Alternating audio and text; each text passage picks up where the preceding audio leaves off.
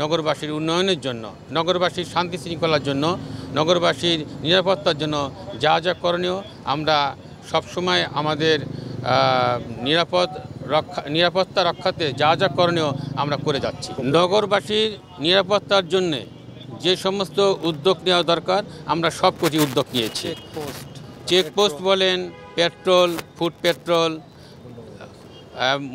আমাদের মোটর সাইকেলের টহল, বিভিন্ন ক্ষেত্রে পুলিশের টহল, সেনাবাহিনী টহল, যা যা করণীয় নগরবাসী র্যাব ফোর্সেস আছে, সব কিছু নিরাপত্তার জন্য যা যা করণীয় আমরা সব কিছু করে যাচ্ছি।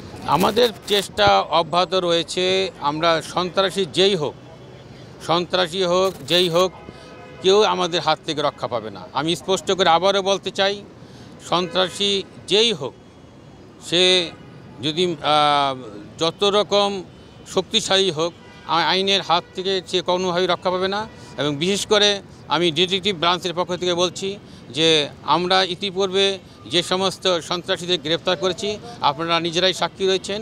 আমরা আগামী দিনেও আমাদের প্রচেষ্টা অব্যাহত রয়েছে। আমরা নগরবাসীর উন্নয়নের জন্য, নগরবাসীর শান্তি শৃঙ্খলা রক্ষার জন্য, নগরবাসীর যাতে শান্তি শৃঙ্খলাভাবে বসবাস করতে পারে তার জন্য আমাদের যা যা করণীয় আমরা ডিটেকটিভ ব্রাঞ্চ তা করে যাব।